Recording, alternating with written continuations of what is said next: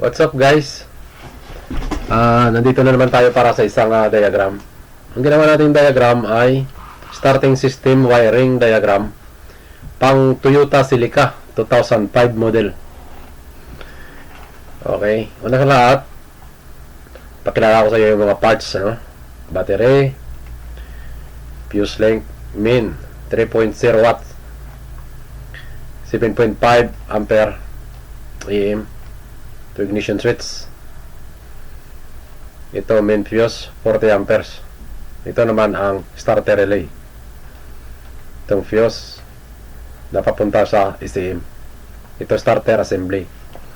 Ito naman ang park neutral position switch pang automatic transmission. Ito naman ang clutch start switch for manual transmission.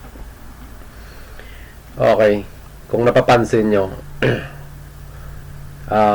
okay, balik mamaya na ito. Pag mula dito sa battery, dadaan ng fusible link main, yung dito nakakabit sa may battery banda sa positive terminal, may nakikita kayo dyan. Ito yun siya. Tapos papunta dito sa fuse, papunta sa ignition switch. Tapos ignition switch to starter relay. Dito tayo lagi nagbabase sa starter relay, kasi ito siya ang 85. Ang 85 ay ground. Okay, so dito siya kukuha ng ground. Dito siya kukuha sa ground. Tandaan nyo guys, ito park neutral position switch for automatic transmission. Ito naman ang clutch start switch sa pang manual transmission. Okay, balik tayo dito sa starter relay. Okay, ito switch, ang number 86 sa relay ay sa switch. Pag nag-start ka, ito yun siya.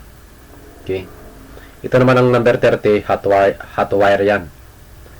May current po yan dyan, steady yan siya dyan. Ito naman ang 87 delivery. Kapag nag-switch ka dito, ito siya, may ground siya. Mag-automatic yan mag-deliver dito. Ang current from battery tatawid dito sa 87. Okay, dito sa loob ng starter relay may maliit na solenoid dyan. Pag switch mo ng starter, i-ignite niya yan kasi may negative, i-energize niya. Ang contact dito, magko-contact yan dito, kaya tatawid ang current papunta dito, papunta sa starter solenoid natin. So dito tayo, magbabase tayo dito sa automatic transmission. So ang gagawin natin, tanggalin natin to. Ito kasi may purpose to binigay natin. Ito siya.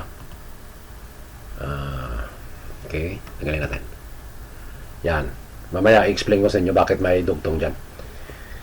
Tapos tanggalin natin to. Tanggalin natin to. Tanggalin natin to. Oh no. Clutch switch back. Caps lock edge. Okay, ito. Ito siya. Explain ko sa inyo. Ito ang pang automatic transmission.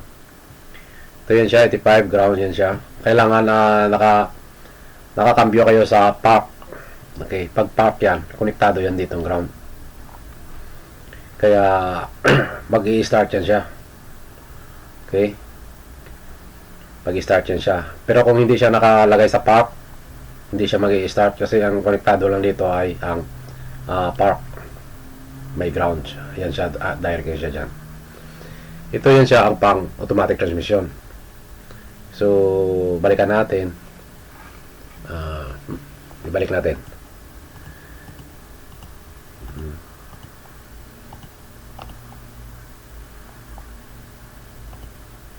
Ayan.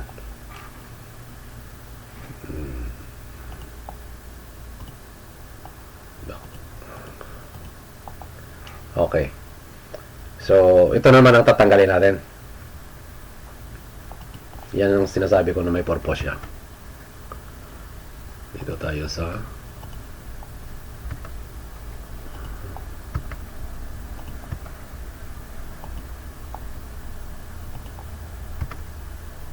Okay. Ito naman natanggalin natin. Ito siya ang pang manual transmission. Nakakabit ito sa may clutch pedal natin. Kapag hindi mo mapakan ng clutch pedal, hindi aandar ang sasakyan natin. Ito kasi siya, pag nagapa ka ng clutch pedal mo, mag-connect yung ground dito. Kaya gagana ito. Kaya napapansin nyo kapag hindi nyo apakan ng clutch, hindi siya aandar kasi wala siyang negative. Cut off yan dito. Pero pag nagapa ka, mag-connect yan dito sa ground. Kaya mag-deliver ng current dito, mag-energize yan dito. Kaya aandar siya. So, yan, ganyan ang kasimple. So, ibabalik natin na. Basta tandaan nyo itong pang manual transmission. Clutch start switch. Ito yung connection niya. So, ibalik natin. Kung anong purpose niyan. Ito naman, ito, tanggalin natin to Ito na, explain ko lang sa inyo kung bakit may ganyan yan. Yan naman, sa mga sasakyan na walang clutch start switch, direct po yan siya sa ground. O, ganyan lang kasimple. Direct ground. So, pag switch mo starter, pag pihit mo ng susi starter, ma-energize siya kagad dito. Kasi may ground na siya. So, ito naman ang para sa mga walang clutch start at hindi automatic transmission. Yan siya. Magka-current yan dito. Tsaka andar yung starter natin dahil diretso na yung current dito sa starter solenoid natin. So, ibalik na naman natin. Explain natin. Kaya, nilagyan ko na dyan para may purpose yan Okay. Yan, ganyan lang siya guys. Ganun lang kasimple. Sana po naintindihan nyo yung purpose ko nito. Ito, tanggalin lang ito. Ibig sabihin, ang purpose nito, kapag walang park neutral position at walang clutch start, ganun ang ginawa kong diagram para mas maintindihan. Kasi mayroong mga sasakyan na walang clutch start. So kahit hindi mapakan ng clutch, maandar siya. Kaya ganyan yan ang direction. Pero kung may clutch start, ito wala to. Kasi naka-direct na to Yan. Ito rin naka-direct na to. Kaya tanggalan natin. Ganyan lang. Tanggalin natin to.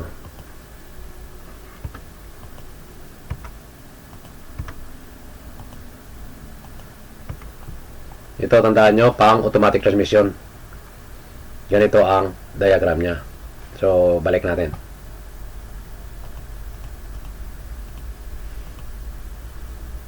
So, ito naman.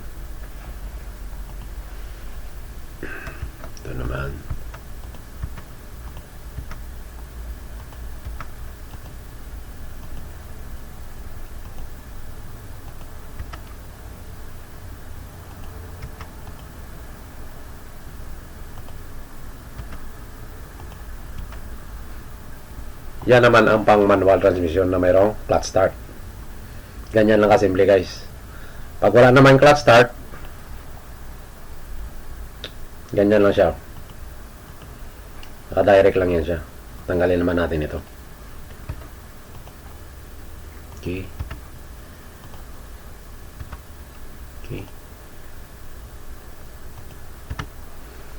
Yan.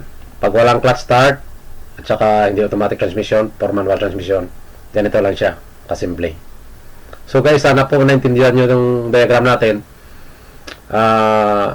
Ang mga fuse, madali naman yan makuha kung hindi handa rin sa sasakyan nyo Ang una naman natin, tinitingnan yung mga fuse kung pumutok o hindi.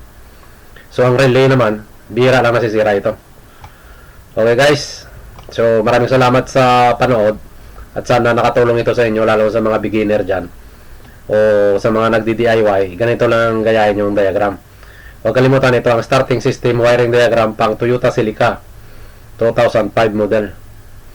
So kahit sa mga old model, ito pang old model tong style. Walang clutch start, tsaka walang automatic transmission, walang park neutral position switch.